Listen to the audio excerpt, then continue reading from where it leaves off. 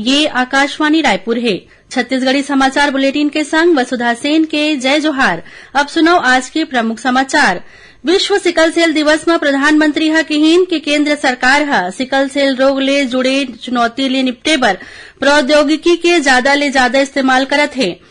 मुख्यमंत्री विष्णुदेव साय ह रायपुर में विश्व सिकल सेल दिवस ऊपर आयोजित कार्यक्रम में सिकल सेल पीड़ित मन ला जेनेटिक कार्ड के करीन वितरण और जांजगीर चांपा जिला में आज बस के टक्कर ले 3 जन के मौत और 2 जन घायल। अब समाचार विस्तार ले।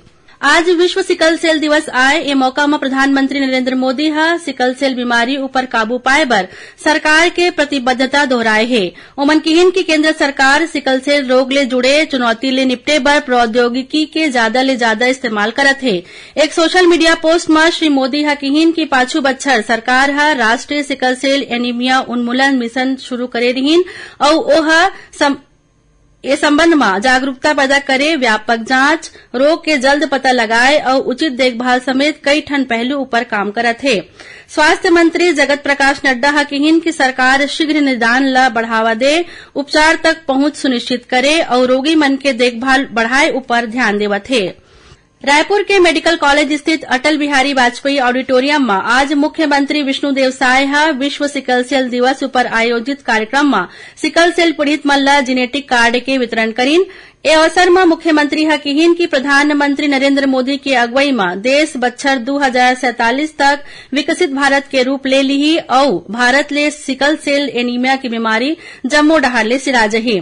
मुख्यमंत्री ह कहिन कि छत्तीसगढ़ राज्य के आदिवासी समुदाय के ज्यादातर लोग सिकल सेल एनीमिया ले पीड़ित है।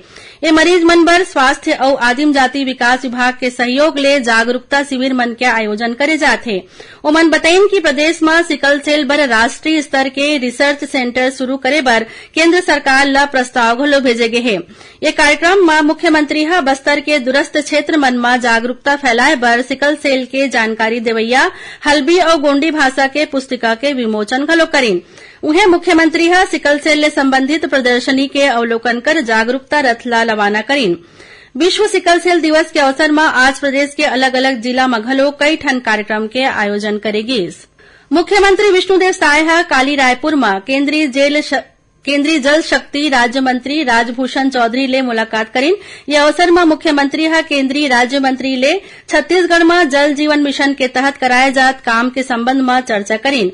मुख्यमंत्री ह केंद्रीय मंत्री ला बताइन कि प्रदेश में जल जीवन मिशन के तहत अब तक 39,17,000 ले ज्यादा घर में नल कनेक्शन दे जा चुके हैं। धमतरी जिला में सबले ज्यादा 98% घर में नल कनेक्शन दे जा चुके हैं। ओमन कहिन कि जल जीवन मिशन के तहत 50 लाख ले ज्यादा घर में नल कनेक्शन दे जाए के लक्ष्य है।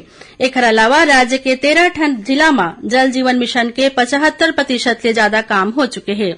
मुख्यमंत्री विष्णुदेव साय ह कहिन कि एनसीसी ऐसे संगठन आए जौन ह युवा मन ला अनुशासन सिखाथे, चरित्र निर्माण करथे, साहसी बनाथे और निस्वार्थ सेवा बर प्रेरित करथे। मुख्यमंत्री आज अपन निवास परिसर में आयोजित एनसीसी कैडेट और प्रशिक्षक मन के सम्मान समारोह ला संबोधित करत रहीन। ओमन नई दिल्ली में गणतंत्र दिवस में शामिल एनसीसी के अधिकारी और कैडेट्स मन ला बधाई और शुभकामना घलो दीन। ओमन कहिन कि गणतंत्र दिवस परेड बर राज्य ले कोनो कैडेट के चुने जाना पूरा राज्य बर बड़ उपलब्धि होथे। राष्ट्रीय और अंतर्राष्ट्रीय स्तर में एनसीसी के नेतृत्व कर प्रदेश के बालिका मन ह छत्तीसगढ़ के गौरव बढ़ाए हैं। यह अवसर में मुख्यमंत्री ह एनसीसी डहर ले आयोजित अलग अलग राष्ट्रीय प्रतियोगिता मन में उत्कृष्ट प्रदर्शन बर प्रशिक्षु और कैडेट मन ला सम्मानित करीन। छत्तीसगढ़ी समाचार बुलेटिन आपमन आकाशवाणी रायपुर ले सुनत हव। छत्तीसगढ़ के खबर ले है आपके वास्ता और खबर के विश्वसनीयता ले है हमार वास्ता। आकाशवाणी समाचार रायपुर के प्रादेशिक समाचार बुलेटिन के संगे संग हमार समसामयिक कार्यक्रम आप रेडियो के संग अपन मोबाइल में घलो सुन सकत हव। आकाशवाणी समाचार फेसबुक, ट्विटर और यूट्यूब में घलो हावय। हमार फेसबुक पेज हरे Chhattisgarh news on AIR, Twitter handle CGAIR news और हमार यूट्यूब चैनल हरे छत्तीसगढ़ AIR न्यूज। तो अब रेडियो के संगे संग आपके मोबाइल के माध्यम ले हम आप तक पहुंचत हन। छत्तीसगढ़ के हर खबर बर सुनत रहो आकाशवाणी समाचार।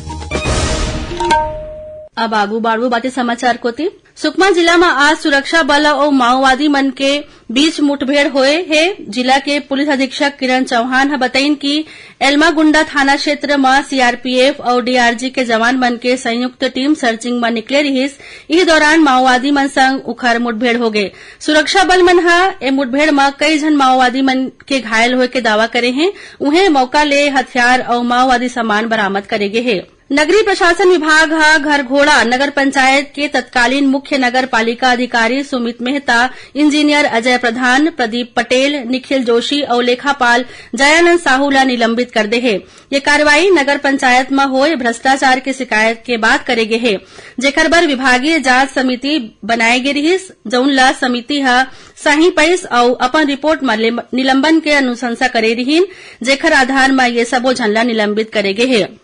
मुख्यमंत्री विष्णुदेव साय की अध्यक्षता में आज मंत्रालय में हुए राज्य मंत्रिमंडल के बैठका में शिक्षा मंत्री बृजमोहन अग्रवाल मंत्री पद ले इस्तीफा दे दे हैं। एकर पहली रायपुर लोकसभा सांसद बने के बाद श्री अग्रवाल 17 जून के विधायक पद ले इस्तीफा दे रही। मंत्री पद ले इस्तीफा दे के बाद कैबिनेट गृह बृजमोहन अग्रवाल ला बधाई दिन। श्री अग्रवाल के इस्तीफा के बाद अब राज्य मंत्रिमंडल में 2 पद खाली हो गए हैं। श्रम मंत्री लखन लाल देवांगन कहिन है कि प्रदेश के सब्बो श्रमिक मन ला योजना मन के लाभ दिलाए जाए। अपन विभाग ले संबंधित काम मन के समीक्षा करत हुए श्री देवांगन कहिन कि श्रमिक मन के हित ला प्राथमिकता देवत हुए संवेदनशीलता के संग काम करे जाए। ओमन निर्माण श्रमिक मन के लइका मन ला प्रदेश में निःशुल्क कोचिंग सहायता योजना के लाभ दिवाए बर किहिन। बैठका में श्रम मंत्री अधिकारी मन ला निर्देश दिन की सबले ज्यादा जोखिम और जोखिम श्रेणी के कारखाना मन के निरीक्षण हर बछर 2 ले 3 बेर करे जाए। श्रम मंत्री लंबित मामला मन के निराकरण 15 दिन के भीतर करे के निर्देश दिन। ओमन किहिन के शासन के जन कल्याणकारी योजना मन के क्रियान्वयन में लापरवाही बर्दाश्त नहीं करे जाए। जांजगीर चांपा जिला में आज बस के टक्कर ले 3 जन के मौत हो गए, जबकि 2 जन घायल हो गए हैं। उन्हें बस चालक फरार हो गए हैं।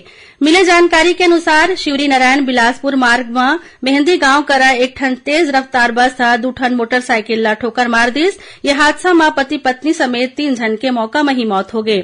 उन्हें घायल हुए 2 जन ला अस्पताल में भर्ती कराए गए हैं। घटना के बाद नाराज लोगन मन शिवरी नारायण बिलासपुर मार्ग में चक्का जाम करीन। एंटी करप्शन ब्यूरो एसीबी डहार ले रिश्वत लेवैया अधिकारी कर्मचारी मन के ठिकाना में आय ले ज्यादा संपत्ति के जांच बर छापा मार कार्रवाई करे जाही। एकर शुरुआत कोरबा ले करे गए है। यहाँ एसीबी के 9 सदस्यीय टीम दर्री जोन कार्यालय में पदस्थ सहायक अभियंता और उप अभियंता ला रिश्वत लेवत रंगे हाथ पकड़े है। एकर बाद एसीबी के टीम अदालत ले सर्च वारंट लेके ये अधिकारी मन के ठिकाना में छापा मारिन। आखिर में समाचार एक घाव फेर।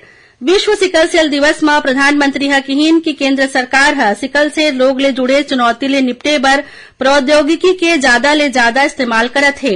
मुख्यमंत्री विष्णुदेव साय रायपुर में विश्व सिकल सेल दिवस ऊपर आयोजित कार्यक्रम में सिकल सेल पीड़ित मन ला जेनेटिक कार्ड के करीन वितरण और जांजगीर चांपा जिला में आज बस के टक्कर ले 3 जन के मौत, 2 जन घायल। एकरे संग छत्तीसगढ़ी समाचार बुलेटिन इहे सिरावत है। जय जोहार।